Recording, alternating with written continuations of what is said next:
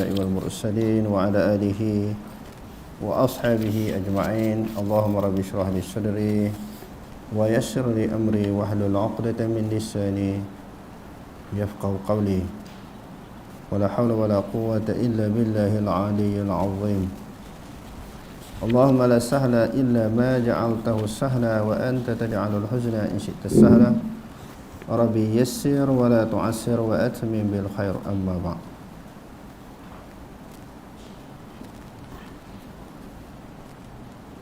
Muka surat 69. Maksiat menjejaskan iman. Sebagaimana iman seseorang mukmin itu boleh bertambah dengan sesuatu amalan, kebaikan, ibadat yang dia lakukan. Jadi orang beriman itu dengan amalan-amalan tersebut iman dia bertambah, iman dia meningkat. Sebagai satu bukti dan contoh, innamal mu'minuna alladhina idza dzukirallahu wajilat qulubuhum wa idza tuliyat 'alaihim ayatuhu zadatuhum imana wa 'ala rabbihim yatawakkalun. Sesungguhnya orang-orang yang beriman itu, yakni ciri ataupun sifat orang yang beriman, apabila disebut nama Allah gemetar hati. Gemetar kerana apa? Kerana takut kepada Allah Ta'ala. Sebut perkataan Allah, disebut perkataan Allah di hadapan dia, dia jadi takut, jadi gerun. Kalau dia sebut sendiri lagi takut. Dan apabila dibaca ayat-ayat Al-Quran, dibaca, dia dengar ayat Quran orang baca, iman dia bertambah. Kalau dia baca sendiri, lagilah iman dia bertambah. Maksudnya iman boleh bertambah dengan mendengar ayat-ayat suci Al-Quran ataupun dia membaca ayat-ayat suci Al-Quran.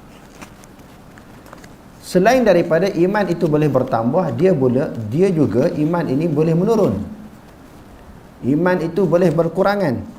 Iman itu boleh terjejas dengan sesuatu maksiat, dengan sesuatu dosa, dengan sesuatu kemungkaran, kejahatan yang dilakukan oleh seseorang yang beriman, iman dia terjejas. Maksud terjejas itu apa? Jadi lemah, jadi kurang. Dan iman juga boleh gugur, boleh jatuh iman apabila dia telah melakukan sesuatu perkara yang bertentangan dengan akidah Islamiah. Dia telah melakukan sesuatu perkara yang membatalkan iman, bertutur dengan perkataan yang boleh menggugurkan iman. Contohnya dia kata agama lain lebih baik daripada agama Islam,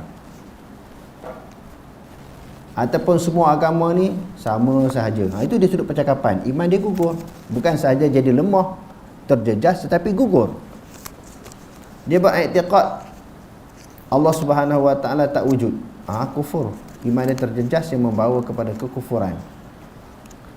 Salah satu daripada tiga keadaan, sama ada di sudut perkataan, i'tiqad ataupun perbuatan. Perbuatan dia pergi sembah berhala, gugurlah iman dia.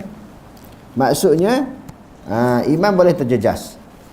Di antara perkara yang boleh menjejaskan iman ialah maksiat. Maksiat menjejaskan iman.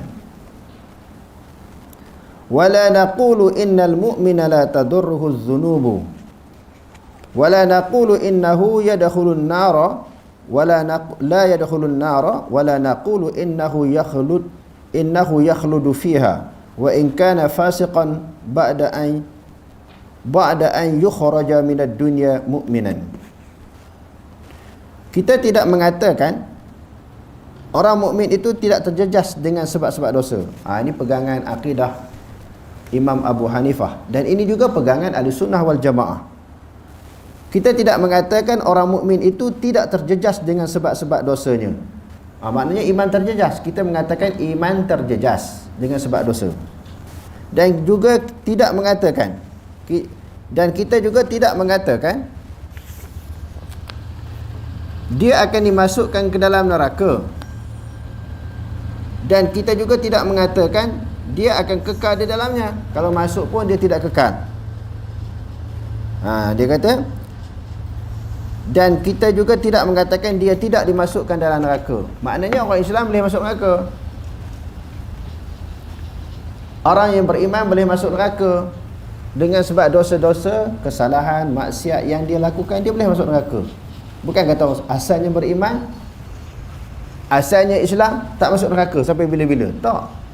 Kalau dia buat dosa, dia masuk neraka. Yang ketiga, dan kita tidak juga mengatakan dia kekal di dalamnya. Kalau masuk neraka pun sebab tinggal sembahyang, dia tinggal ibadat dia kepada Allah, dia melanggar larangan-larangan daripada Allah, dia masuk neraka. Tetapi kita tidak mengatakan dia kekal. Kekal di dalam neraka ni adalah orang kafir. Orang kafir memang dia kekal.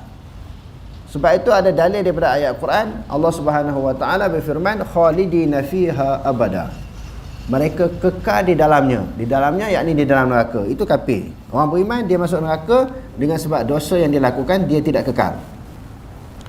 Walaupun dia seorang yang fasik, tetapi dia masih beriman semasa meninggal dunia. Selama mana dia tidak melakukan sesuatu perkara yang membatalkan iman, yang membatalkan Islam, yang boleh jadi kafir, dia masuk neraka pun tak kekal. Tidak sebagaimana keadaan kedudukan orang-orang kafir. Murji'ah mengatakan iman tidak terjejas dengan sebab maksiat. Murji'ah salah satu daripada pegangan i'tiqad, satu kumpulan yang dikenali dengan Murji'ah. Mereka, pegangan mereka terkeluar daripada i'tiqad ataupun pegangan ahli sunnah wal jamaah. Di antara pegangan mereka, Murji'ah mengatakan iman tidak terjejah dengan maksiat. Buat maksiat macam mana pun, iman duk setakat tu, tak akan jadi berkurangan, tak akan jadi lemah, tak sentiasa penuh walaupun buat maksiat. Itu pegangan Murji'ah. Mereka berpegang dengan zahir hadis ataupun sebahagian hadis tentang kelebihan orang-orang yang mengucap la ilaha illallah akan masuk syurga. Man qala la ilaha illallah dakhalal jannah. Barang siapa yang mengucapkan la ilaha illallah, dia masuk syurga, dia akan masuk syurga. Walaupun di dalam hadis ini disebut dengan fi'il madhi, bukan maknanya telah masuk syurga, pasti akan masuk syurga. Litaukid, untuk menguatkan. Siapa-siapa yang sebut la ilaha illallah, dia pasti akan masuk syurga. Dia kata hadis ni menerangkan buat maksiat pun boleh masuk syurga. Maknanya iman tidak terjejas dengan maksiat. Iman tidak akan terjejas, tidak akan jadi rosak, tidak akan jadi lemah walaupun melakukan maksiat dan kemungkaran. Sebab Nabi kata, barang siapa yang sebut la ilaha illallah, dia akan masuk syurga. Sebenarnya salah faham daripada hadis itu. Masuk syurga memang akan masuk, tetapi setelah diazab, setelah diseksa. Orang beriman yang meninggalkan sembahyang, puasa, tinggal ibadat dan dia melakukan maksiat, dia kena seksa dulu. Bukan kata tak, bila asal beriman ni tidak ada ruang untuk masuk ke dalam neraka.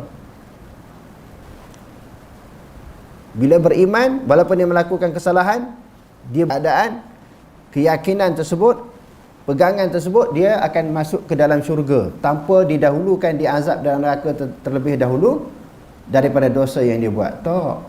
Walaupun dia beriman kepada Allah, disebut sebagai iman yang asi, mukmin yang asi, yang derhaka. Jadi sebelum dia masuk syurga, untuk membersihkan segala kekotoran dosa dia, Allah Ta'ala akan campak dulu dalam neraka.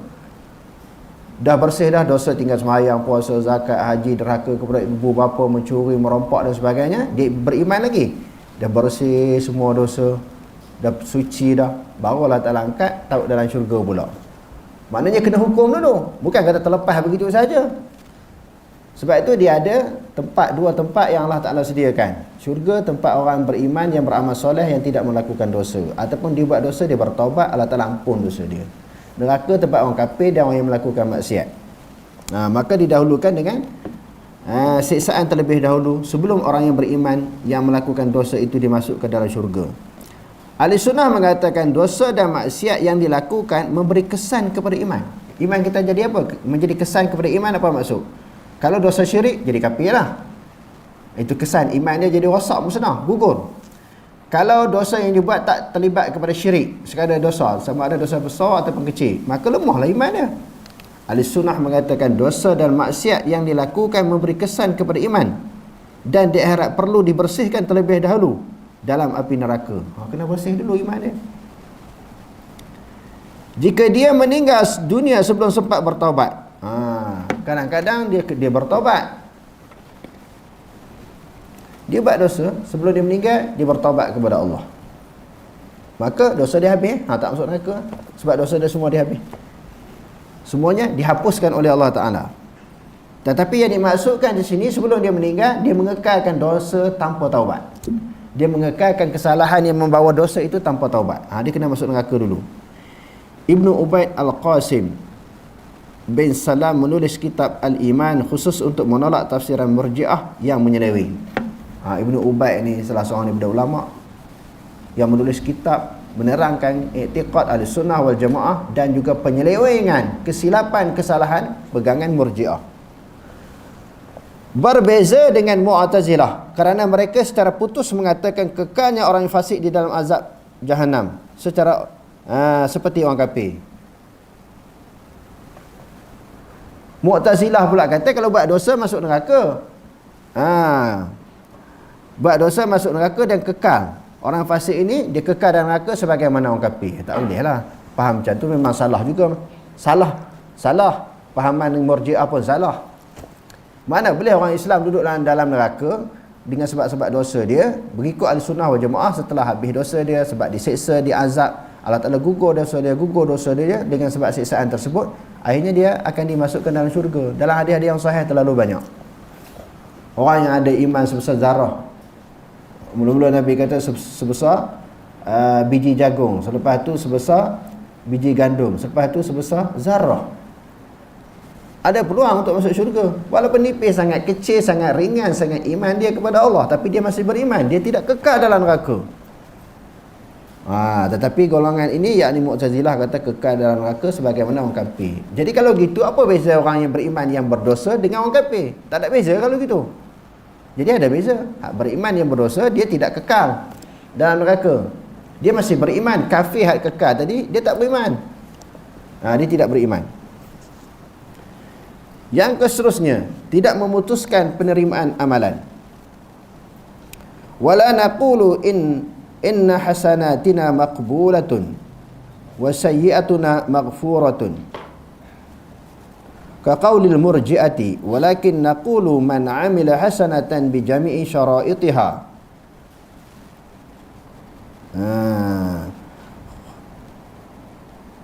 khaliyatan 'anil zunubi 'anil 'uyubi al-mufsidati wa la yubtilha bil kufri wa riddati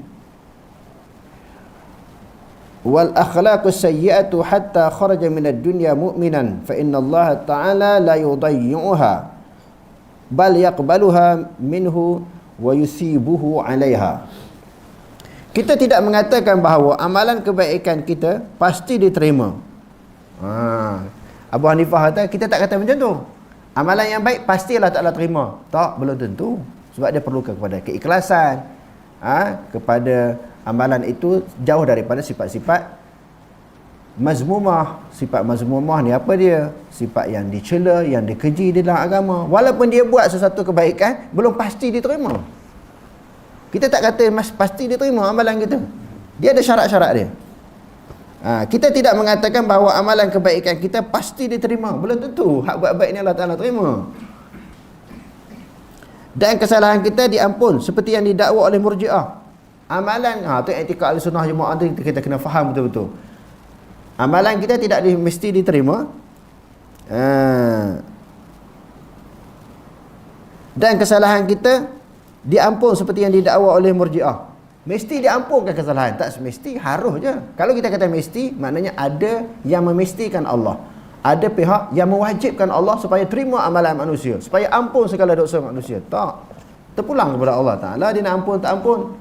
Dan terpulang kepada Allah Ta'ala, dia nak terima kita punya ibadat ataupun tidak. Bukan ada paksaan bagi Allah. Tetapi kita mengatakan sesiapa yang melakukan kebaikan dengan cukup semua syaratnya, kosong daripada keaiban. Aib tadi seperti riak, sum'ah, wujub dan sebagainya. Dia kata kosong daripada keaiban yang merosakkannya. Dan dia tidak membatalkan dengan kufur dan murtad sehingga dia meninggal dunia dalam keadaan beriman, maka sesungguhnya Allah tidak akan mensia-siakan amalannya, bahkan dia diterima, bahkan diterimanya dan diberikan balasan. Jadi Allah Ta'ala berjanji, Siapa yang buat baik, dia balas baik. Buat jahat, dia balas jahat. Balas baik maknanya balas pahala dan syurga. Balas jahat, balas dosa dengan neraka. Di sudut asalnya, kita tidak boleh mengatakan secara pasti Allah Ta'ala mesti ampun dosa kita, mesti terima kita punya ibadat. Tak mesti. Tetapi di sana Allah Ta'ala kata, innallaha la yukhliful mi'ad. Sesungguhnya Allah tak mungkir janji. Allah Ta'ala kata buat baik dia terima, kalau betul dengan syaratnya. Buat dosa, tetap dia kena ditimpa dosa.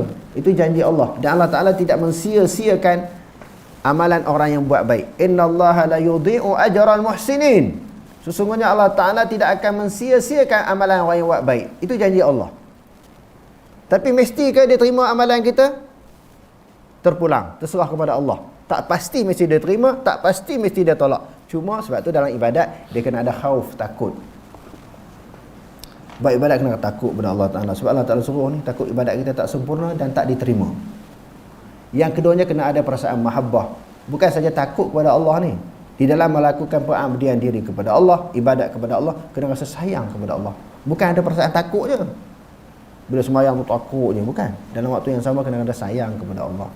Sebab tu ada 3 perkara yang Nabi sebut dalam hadis. Salasun man kunna fihi wajada halawatal iman, ayyakun Allah wa rasuluhu ahabba ilahi mimma siwahuma. 3 perkara. Siapa-siapa yang ada 3 perkara ni dalam hati dia, dalam diri dia, dia telah memiliki kemanisan iman. Yang pertama, dia mengasihi Allah dan Rasul lebih daripada segala-galanya. Maknanya Allah ni bukan saja perlu ditakuti, perlu disayangi. Perlu kita cinta, perlu kita sayang kepada Allah.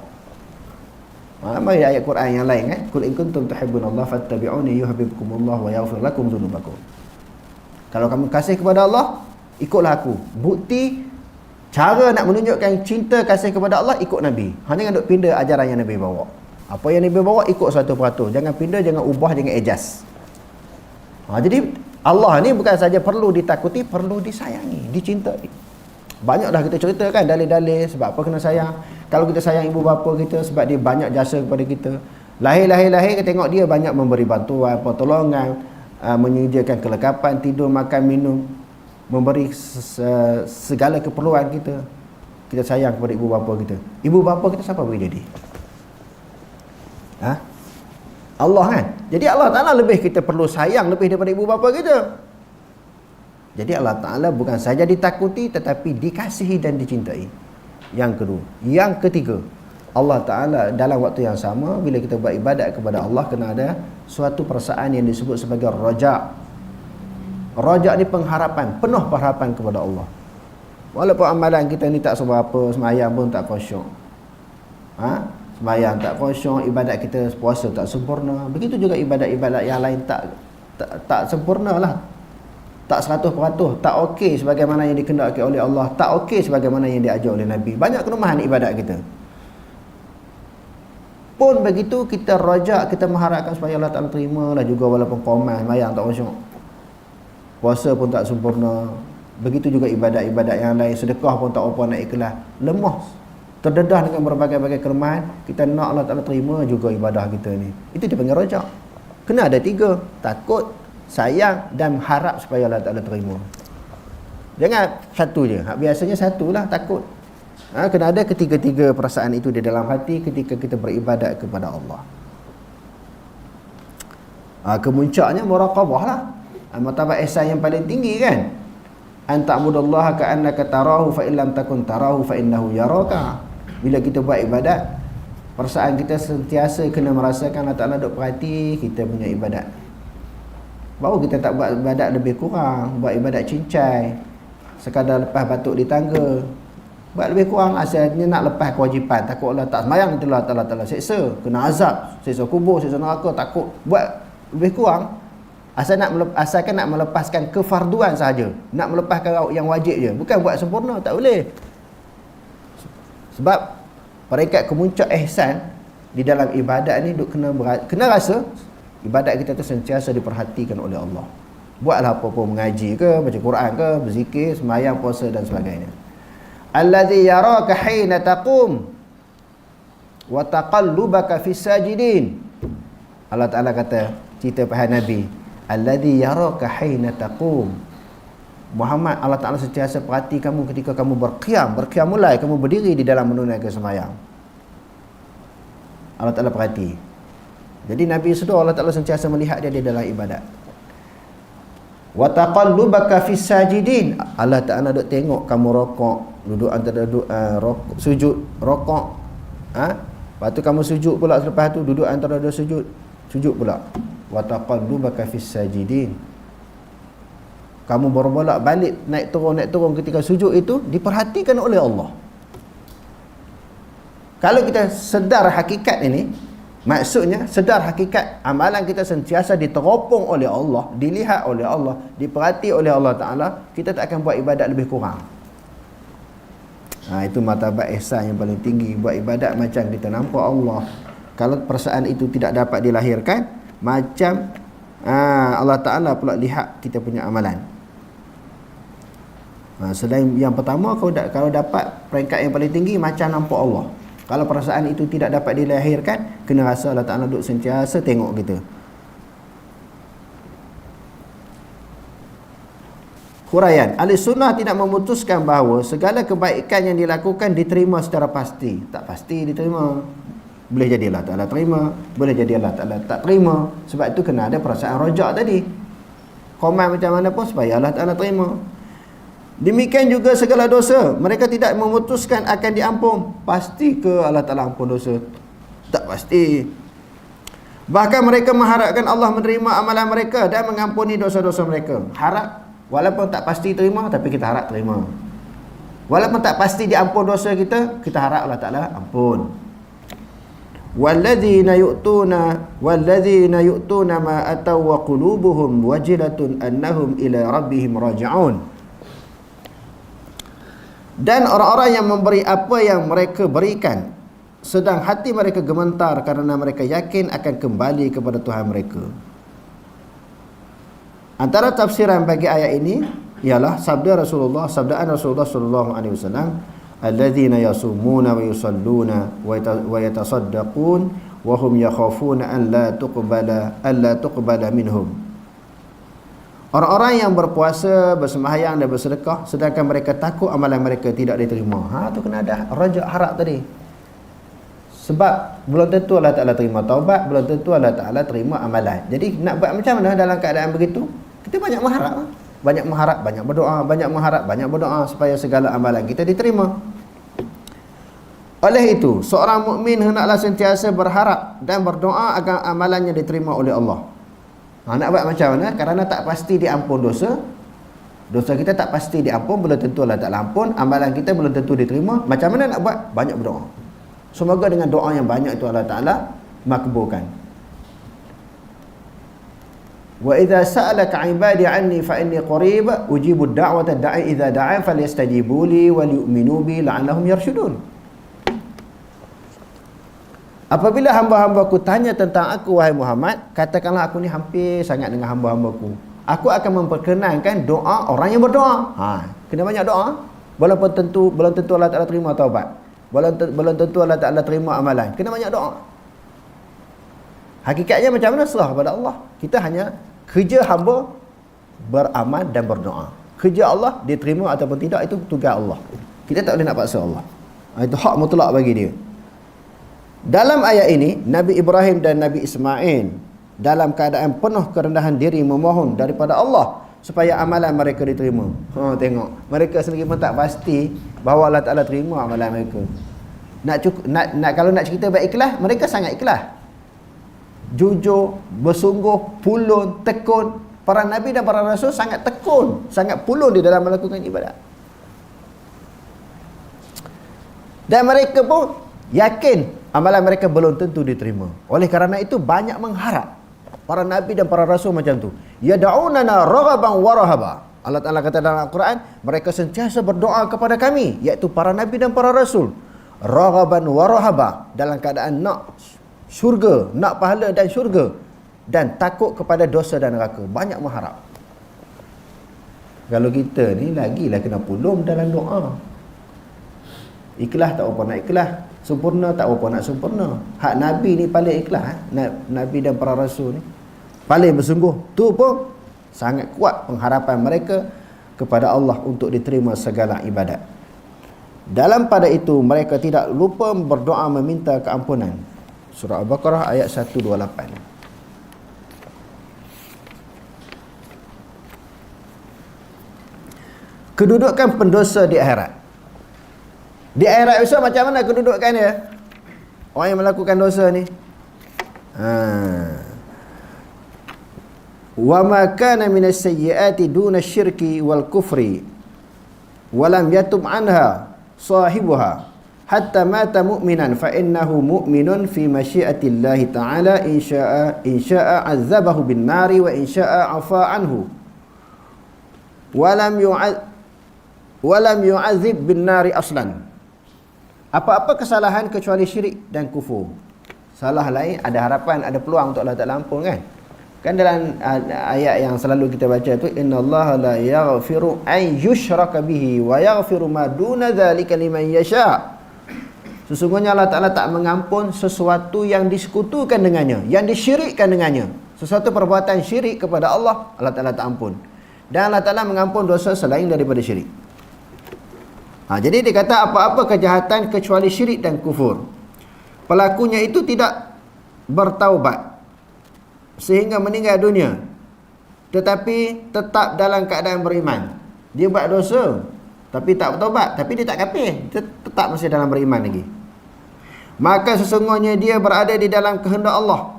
Jika Allah mengkehendaki dia azabnya dalam neraka, dan jika dia kehendaki diampunnya dan diazab, tidak diazab sama sekali. Orang yang melakukan dosa ni tak bertaubat, mengikut i'tiqad Ahlussunnah wal Jamaah, itu seserah kepada Allah. Kalau Allah Ta'ala berkehendak, Allah Ta'ala ampun dosa dia, sebab dia tak taubat. Kalau Allah Ta'ala tak berkehendak mengampun dosa, Allah Ta'ala azab dia, dia campak dalam neraka. Di sini apa maksudnya? Perkara yang tersirat di sini apa dia? Seseorang yang melakukan dosa, kita tidak boleh menghukum dia, dia ni pasti masuk neraka. Orang buat baik pula pasti masuk syurga. Tak. Menentukan kedudukan syurga neraka bukan penentuan manusia. Dia adalah ketentuan Allah. Orang yang buat dosa banyak macam mana pun, boleh Allah Ta'ala ampun dosa dia, masuk dalam syurga. Buat ibadat macam mana pun, boleh, harus bagi Allah nak masukkan dia dalam neraka. Sebab di sana bukan ada paksaan kepada Allah. Allah Ta'ala buat manusia, buat makhluk. Allah Ta'ala juga buat syurga neraka. Terpulang kepada dia. Sebab tu kita tak boleh cepat lah bila orang buat dosa, dia ni confirm masuk neraka besok. Tak boleh. Kita sendiri pun kita tak tahu kedudukan kita sama ada syurga neraka. Cuma kita kena banyak mengharap lah. Jadi maknanya itulah pegangan Ahlussunnah wal Jamaah. Huraian, syirik ialah menyamakan Allah dengan mana-mana makhluknya. Syirik ni menyamakan Allah dengan mana-mana makhluk. Maknanya menduakan Allah, menyamakan sifat Allah ataupun zat Allah Ta'ala dengan makhluk ni. Apa? Dengan tokong ke, dengan bintang ke, dengan matahari ke. Itu di antara bentuk syirik. Ataupun menganggap Tuhan ada Tuhannya selain daripada Allah yang layak disembah, itu juga adalah syirik. Ini di antara sebahagian daripada bentuk syirik. Ataupun mengatakan undang-undang Allah, undang-undang makhluk lebih baik daripada undang-undang Allah. Undang-undang manusia, kita kata undang-undang orang putih, undang-undang penjajah, undang-undang lorek ni lebih baik daripada undang-undang Islam. Itu pun sebahagian daripada syirik. Bukan kata sembah berhala aja. Sebab Allah kata dalam Al-Quran, am lahum syuraka'u syara'u lahum minad-din ma lam ya'zam bihillah. Adakah mereka menjadikan sekutu-sekutu mereka, teman-teman mereka, pemimpin-pemimpin mereka yang boleh membuat undang-undang, peraturan, hukum hakam selain daripada Allah. Itu syirik di sudut undang-undang orang tak nampak. Duk nampak syirik sembah tokong. Duk nampak syirik ni sembah tokong, kata ada Tuhan yang lain selain daripada Allah, duk menyamakan Allah dengan baharu, yang disebut mujassimah, mumassilah ataupun musyabbihah, yang tu saja syirik. Tak. Mengiktiraf hukum manusia, undang-undang yang dibuat oleh manusia sama dengan undang-undang Allah ataupun lebih baik daripada undang-undang Allah. Undang-undang Allah Ta'ala tak sesuai, ketinggalan zaman. Zaman yang serba moden ni tak sesuai. Zaman Nabi je sesuai di zaman padang pasir. Sekarang ni undang-undang Islam tak sesuai. Sebahagian daripada bentuk syirik. Inil hukmu illa lillah. Tidak ada hukum melainkan hukum Allah. Banyak ayat Quran berkaitan dengan undang-undang, peraturan. Undang-undang ni Diadakan undang-undang setelah memperolehi pemerintahan, menguasai sesebuah negeri, menguasai sesebuah negara. Maka hak ni Allah Ta'ala akan tanya, kamu ada kuasa, kenapa kamu tak buat? Buat berdasarkan kepada kemampuan kita lah. Bukan kata semua kita buat hari ni. Sesebuah pemerintahan Islam tu, hari ni dia merintah, dia buat semua. Tak, ikut peringkat lah, ikut kemampuan. Tapi kena menuju ke arah itu. Yang ni ayat-ayat macam ni orang tak apa nak baca. Ayat-ayat tentang perundangan. Duk cerita bab Islam jadi syirik ni, sembah berhala, sembah tokau, menduakan Allah. Benda-benda ni ramai orang tak faham. Perkara yang mencipta suatu undang-undang dan peraturan, yang mana undang-undang tu dah ada dalam Quran. Kita buat undang-undang lain. Perkara ini juga boleh menyumbang kepada syirik. Contohnya apa dia tuan-tuan? Undang-undang dalam Quran bab zina. Ada tak dalam Quran? Ni pelajar tahfiz ni. Undang-undang bab zina dalam Quran sebut. Apa dia bentuk hukuman dia? Ha?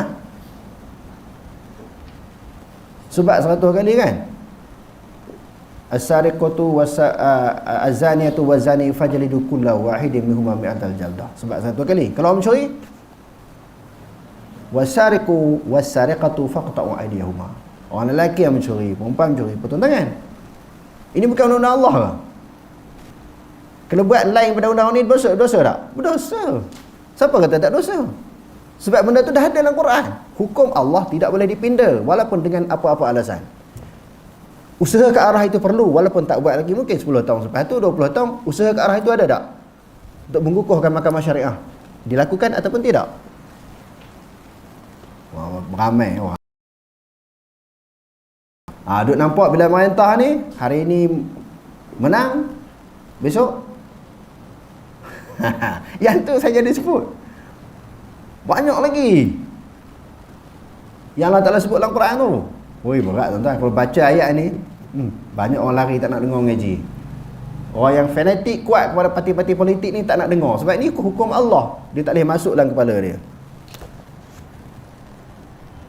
Alam tara ila alladhina yaz'umuna annahum amanu bima unzila ilaik wa ma unzila min qablik yuriduna an yatahakamu ila at-taghut wa qad umiru an yukfaru bih wa yuridu syaitanu an yudillahum dalalan ba'ida.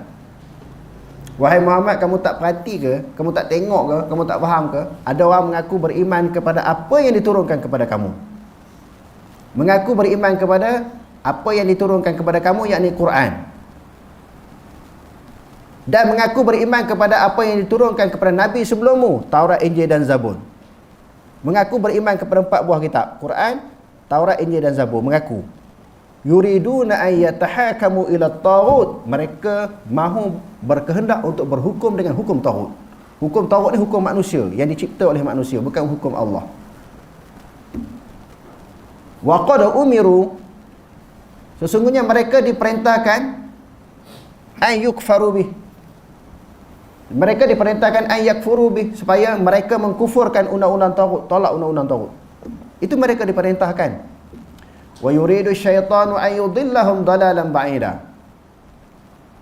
Dan berkehendaklah oleh syaitan untuk menyesatkan mereka dengan sesesat-sesatnya. Banyak ada undang-undang, ayat-ayat Quran yang berkaitan dengan seseorang boleh jadi syirik, boleh jadi menyekutukan Allah dengan sebab menolak hukum-hukum Allah yang Allah Ta'ala sebut dalam Quran. Wa ma kana lil mu'minin wala mu'minatin idza qadallahu wa rasuluhu amran ay yakuna lahumul khiyaratu min amrihim wa man ya'sillaha wa rasulahu faqad dhalla dhalalan mubina. Tidak boleh mana-mana orang lelaki yang beriman kepada Allah dan juga orang perempuan yang beriman kepada Allah. Bila Allah Subhanahu wa taala telah menetapkan sesuatu hukum dalam Al-Quran, dia pilih hukum lain, peraturan lain, undang-undang lain. Tak boleh Allah Ta'ala kata tak ada pilihan. Sami'na wa ata'na. Pilihan orang beriman hanya tunduk kepada perintah Allah. Banyak sangat ayat Quran kalau kita baca dalam, khususnya di dalam surah An-Nisa, di dalam surah Al-Maidah. Mari ayat 3 ayat tu, wa man lam yakum bima anzalallahu fa ulaika humul kafirun wa man lam yakum bima anzalallahu fa ulaika humuz zalimin wa man lam yakum bima anzalallahu fa ulaika humul fasiqun. Itu di dalam surah Al-Maidah. Banyak tuan-tuan jadi baca ayat macam ni jadi takut sebab kita Syariat Islam kita ambil sebahagiannya. Bab ibadah je ambil. Bab hukum hakam kita tak ambil. Kalau orang bincang bab hukum hakam, oh tak boleh ni. Tak sesuai. Jadi kalau kita bincang bab hukum ni, jadi ada orang tak sokong kita, tak pangkah kita. Lebih-lebih lagi orang bukan Islam. Jadi undi-undi kan. Undi-undi lah belah raya. Bila nak buat undang-undang ni, sudah tentu orang yang tak suka kepada undang-undang Islam, khususnya kepada orang bukan Islam, tak akan undi kita. Tak boleh menang, macam nak main tak. Dia nak kepada undi orang, tak berani nak cerita hukum Allah Ta'ala. Bagi macam-macam alasan lah, tak sesuai. Nak cari saksi yang adil, siapa dia. Rotan tu rotan besar mana nak rotan? Kau rotan zina ni. Mana disebut dalam Quran hadis? Rotan tu besar mana nak pukul? Nak belasah tu macam mana? Nak angkat tangan macam tu ke? Benda tu dah diterang dalam kitab-kitab fiqh. Para ulama dah cerita bab hukum, bab undang-undang syariat ni, bagaimana bentuk rotan, saksi, macam mana, semua tu diperincikan. Tetapi dia bagi alasan kerana tak nak.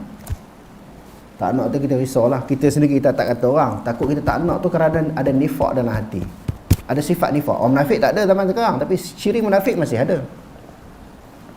Ciri munafik masih ada. Dia kata syirik ialah menyamakan Allah Subhanahu Wa Taala dengan mana-mana makhluk. Ia juga bermaksud memberikan sifat-sifat Allah yang khusus kepada benda-benda yang sama ada malaikat, benda-benda lain sama ada malaikat, nabi, jin, manusia dan sebagainya, seperti kuasa mentadbir dan dengan kehendak mutlak. Malaikat kuasa macam Allah Taala, nabi ada kuasa seperti Allah, makhluk ada kuasa seperti Allah. Itu syirik. Memberikan sifat-sifat ilmu zat, ilmu zati, ilmu tanpa usaha kepada makhluk lain, meyakini kuasa lain yang dapat menyembuhkan penyakit, boleh melaknat murka dan memberi rahmat. Selain daripada Allah ada makhluk yang boleh menyembuhkan sesuatu penyakit? Tak boleh. Makhluk ni boleh usaha kita makan ubat ke, buat operasi pembedahan ke, itu sebagai usaha saja. Di sudut hakikat Allah Ta'ala yang menyembuh. Wa idza maritu fahuwa yashfin. Quran pun ajar kan, apabila aku sakit, Allah lah yang menyembuhkan. Kita tengok di antara banyak nabi-nabi yang menerima ujian yang berat daripada Allah Ta'ala adalah Nabi Ayub alaihissalam. Cuba kita perhati ayat ni. Dikatakan tubuh badan dia kena penyakit kulit. Begitu hebat seluruh badan. Nabi Ayub tak berdoa supaya dia disembuhkan oleh Allah. Dia doa apa? Anni massaniyad durru wa anta arhamur rahimin. Ya Allah, Engkau menimpakan kemudaratan kepada tubuh badanku. Engkau Maha Penyayang. Maha Penyayang daripada kalangan yang penyayang. Dia tak kata ya Allah sembuhlah penyakit aku ni. Tak, terserang kepada Allah, terpulang kepada Allah. Nak sembuh atau tak nak sembuh. Kalau tak sembuh pun baik bagi aku, teruskan. Kekalkan aku di dalam keadaan sakit. Kalau di dalam ilmu kamu, penilaian kamu, sembuh itu lebih baik, kau bagi sembuh. Kalau sembuh tu tak baik, maknanya aku sakit itu lebih baik bagiku untuk lebih aku dekat kepada kamu, lebih aku bertawakal kepadamu, lebih rajin aku buat ibadat. Tak apalah, teruskan. Sakit sampai bila-bila. Kita boleh doa macam tu. Sakit gigi sehari pun dah melompat, doa cepat sembuh. Sakit kaki, apa-apa sakit yang dihadapi oleh kita, kita nak cepat Allah Ta'ala buang penyakit tu. Kita tak sabar, tak tahan. Hebat tak para Nabi? Dia bila bulan-bulan puasa ni baca Quran banyak-banyak. Baca Quran banyak-banyak. Bukan kata bulan puasa saja kena baca Quran, tapi bulan puasa ni bulan tarbiyah, bulan latihan. Baca berserta dengan makna, dengan penghayatan, dengan kefahaman, bukan baca sekadar nak ambil pahala. Sebab tu manusia sekarang ni tak boleh berubah walaupun baca Quran. Khatam 2-3 kali dalam bulan Ramadan, dia tak boleh berubah sebab dia baca dia tak faham. Sebab tu kita alhamdulillah di sekolah kita ni ada kelas terjematul Al-Quran secara lafziah, secara harfiah. Sebab nak bagi faham, sebelum buka kitab terjemahan ataupun mana-mana kitab tafsir, kita baca kita faham dah. Itu penting. Barulah termasuk di dalam firman Allah, afala yatadabbaruna al-Quran am ala qulubihim aqfaluha. Adakah mereka tidak mentadabburkan ayat-ayat suci Al-Quran ataupun hati mereka terkunci, tertutup, baca pun tak boleh nak faham. Baca tanpa penghayatan. Baca tidak merubah diri mereka dengan ayat-ayat Quran yang dibaca. Akibat buruk syirik antaranya ialah tidak mendapat doa keampunan Nabi dan orang-orang mukmin. Nabi kan berdoa supaya Allah Ta'ala ampun dosa orang beriman, tapi kalau syirik Allah Ta'ala tak ampun. Begitu juga orang beriman, dia berdoa kepada orang beriman yang lain. Allahumma fir lahum warhamhum wa'afihim wa'fu anhum. Orang beriman dia berdoa kepada orang beriman yang lain. Jadi doa ni tak kena sebab mereka kafir. Kalau orang kafir tak terkena doa Nabi, dan juga doa orang beriman. Maknanya kalau doa pun tak jadi apa demo ni. Maka lin nabi wal ladzina amanu ay yastaghfiru lil musyrikin walau kanu ulil qurba min ba'di ma tabayyana lahum annahum ashabul jahim. Tidaklah dibenarkan bagi nabi dan orang-orang yang beriman menerima ampun bagi orang-orang musyrik, meminta ampun bagi orang-orang musyrik, sekalipun orang itu kaum kerabat sendiri, sesudah nyata bagi mereka bahawa orang-orang musyrik itu adalah ahli neraka. Tidak diampuni dosa syirik. Innallaha la yaghfiru an yushraka bihi wa yaghfiru ma duna dzalika liman yasha. Ayat ini sebahagian ulama tafsir kata, maka lin nabi wal ladzina amanu, tidak boleh bagi nabi dan orang yang beriman meminta ampun kepada orang yang syirik, orang yang menyekutukan Allah. Walaupun orang yang menyekutukan itu adalah ulil qurba, kaum kerabat mereka. Sebahagian ulama tafsir kata, cerita ini apabila Nabi Ibrahim alaihissalam dia doa supaya ayah dia Azar yang duk sembah tokong berhala tu diampun dosa oleh Allah. Baca surah Maryam, bagaimana cerita Nabi Ibrahim ni berdoa kepada Allah supaya Allah Subhanahu wa taala ampun dosa ayah dia yang syirik, yang sembah tokong, menyekutukan Allah dengan sesuatu yang lain. Dia duk doa. Allah Taala cerita kepada Nabi bahawa orang yang syirik ni Allah Taala tak ampun. Sebahagian ulama menceritakan ayat ini nak menceritakan tentang kedudukan Abu Talib yang dia tak beriman sampai dia mati. Yang Nabi sedih kan? Nabi menangis kerana pak saudara dia tak masuk Islam. Lalu Allah Taala turunkan satu ayat, innaka la tahdi man ahbabta walakinnallaha yahdi man yasha wa huwa a'lamu bil muhtadin. Wahai Muhammad, kamu tidak boleh memberi hidayah kepada siapa yang kamu kasihi. Allah lah yang memberi hidayah kepada sesiapa yang dikehendaki. Nabi Ibrahim ni tadi, dia duduk berdoa, sayang kepada ayah dia, duduk doa supaya Allah Taala ampun dosa. Nabi Muhammad pun minta ampun dosa yang dilakukan oleh Abu Talib. Allah Taala tak ampun. Wa idh qala Ibrahim li abihi adhar atattakhidhu asnaman alihah. Ingatlah ketika Nabi Ibrahim berkata kepada ayahnya Azar, wahai ayahku, kenapakah kamu menjadikan berhala sebagai Tuhan? Ayah dia kufur. Allah Ta'ala sebut ayah dia nama Azar. Ada takwilan menyebut bila ayah di situ dengan makna apa? Bapa saudara, bukan bapa saudara Nabi, bukan bapa Nabi Ibrahim. Dia kona. Pandai manusia ni, dia nak kona tak selari dengan aliran dia, dengan manhaj dia kona ayat. Sedangkan Quran kata ayahnya. Dia kata bukan ayah Nabi Ibrahim. Ayah Nabi Ibrahim tu beriman, pak saudara Nabi Ibrahim. Dalam hadis yang diriwayatkan oleh Imam Muslim, inna abi wa abaka finnar, ayahku dan ayah kamu masuk neraka. Bukan pak saudara Nabi, yakni Abu Talib. Dia kona tak habis-habis. Selagi mana ayat Quran, hadis Nabi tak sesuai dengan otak dia, dia kona beri puas hati dia, berikut hawa nafsu. Macam mana kata bila baca ayat Quran sami'na wa ata'na, kami terima, kami patuh. Itu yang bahaya, kita faham aliran mazhab dulu daripada Quran hadis. Sepatutnya terima Quran hadis dulu, barulah belajar aliran mazhab ni. Mana-mana aliran yang tak betul dengan Quran hadis ditolak. Bila ambil aliran mazhab dulu, belajar ijtihad ulama dulu, jadi hak mana tak betul dengan pemikiran ulama, ijtihad ulama bertentangan dengan Quran ni, Quran tolak, hadis tolak, ambil ijtihad ulama tak di atas. Quran tak faham tu jadi masalah. Dia lawan sampai berasap, dia lawan sampai habis. Dia tak puas hati.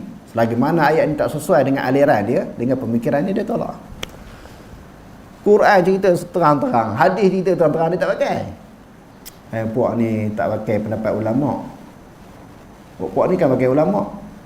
Dia kat satu, tuduhan yang tak betul. Dia kata Imam Syafi'i bodoh. Tuduhan yang kedua. Puak ni kata ulama ni semua bodoh belaka.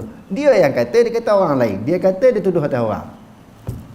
Kita tak pakai satu pandangan ulama, kita ada pandangan ulama lain. Satu aliran yang kita tak pegang, di dalam sesuatu bab, sesuatu sudut, kita pegang aliran lain, bukan kita tolak.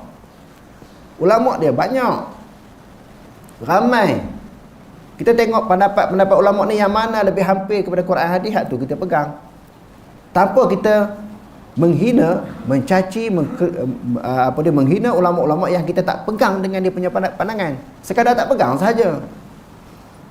Sebab Imam Malik pun sebut, kullu qawli yu'khadhu wa yutraku illa qawlun nabi. Setiap perkataan boleh diterima dan boleh ditolak, melainkan perkataan Nabi.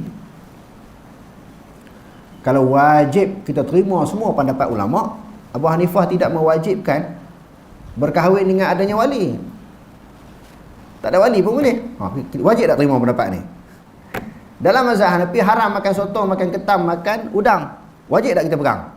Kalau kata wajib mesti pegang dengan pendapat ulama, maka haram kita makan ketam, sotong, udang tak boleh makan. Sebab pendapat ulama wajib pegang. Ini pendapat ulama. Macam mana? Dalam mazhab Hanafi boleh berwuduk dengan air perahan air anggur ataupun air kurma. Boleh ambil sembahyang dengan air kurma. Dalam mazhab dia. Wajib tak kita pegang pendapat ni? Kalau kita ni pendapat ulama kan wajib pegang.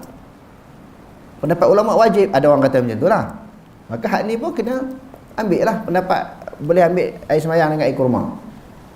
Menyucikan najis dalam mazhab Hanafi tak semestinya dengan air mutlak. Air cuka boleh, air mawar pun boleh, air debu pun boleh cuci najis ni. Jadi adakah mesti kita pegang pendapat yang dikemukakan oleh Imam Abu Hanifah? Apa jawapan? Jawapannya tak mesti. Kalau kita tak setuju dengan pendapat dia, kita ambil pendapat ulama yang lain yang mungkin dalam penilaian kita pendapat itu lebih rajih, lebih kuat. Jadi kesimpulannya tak wajib pegang pendapat ulama, harus sahaja. Yang keduanya boleh pegang bukan satu pendapat, seorang pendapat, satu mazhab, boleh berpegang dengan berbagai-bagai mazhab dan berbagai-bagai pendapat ulama. Bahawa Islam tu jadi luas, terbuka, senang nak beramal. Kalau tidak jadi sempit amalan kita, jadi ketat. Islam mesti satu mazhab, Syafi'i ke, Hanbali, Maliki, Hanafi. Tak boleh keluar daripada mazhab. Keluar mazhab macam keluar Islam. Keluar mazhab ni macam jadi kafir. Tak betul faham lagu tu. Keluar mazhab, dikeluar satu pendapat kepada satu pendapat yang lain, satu pandangan yang lain.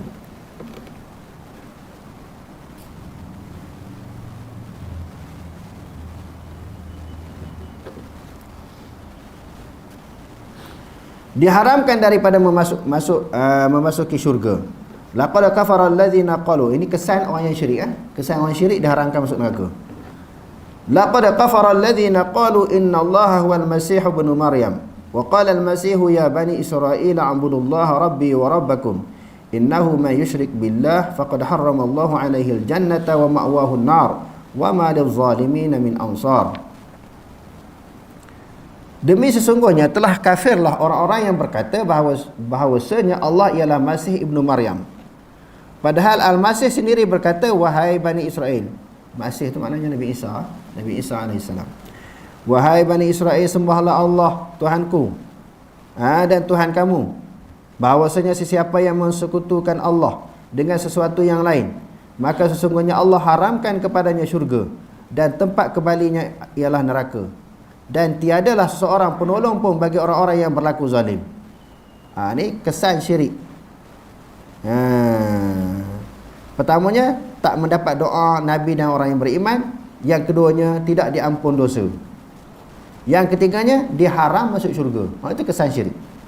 Kufur ialah mengingkari perkara yang daruri, yang sabit dalam agama yang dikhabarkan oleh Rasulullah SAW. Daruri ni maknanya mudah difaham. Contohnya kita kata semayang, puasa, zakat, haji wajib. Tiba-tiba ada di kalangan orang Islam kata semayang tak wajib. Kafir lah. Tak payah nak bedah siasat dah. Kita nak teliti, nak cek. Sebab apa dia kata macam tu? Sebab apa? Benda tu al-ma'lum minad-din bid-darurah. Ataupun babi haram. Dia kata halal. Hak tu dia menolak hukum agama yang daruri. Al-ma'lum minad-din bid-darurah atau ma'ulima minad-din bid-darurah. Pengetahuan umum di dalam agama secara senang.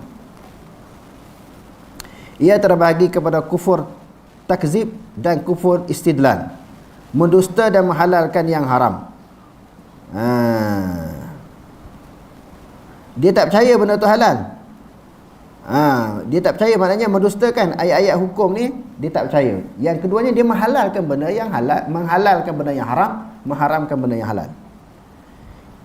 Kufur dalal, al-ghaw, kufur kesesatan, dan kufur i'rad wa ta'wil, kufur terpaling dan tidak mengendahkan.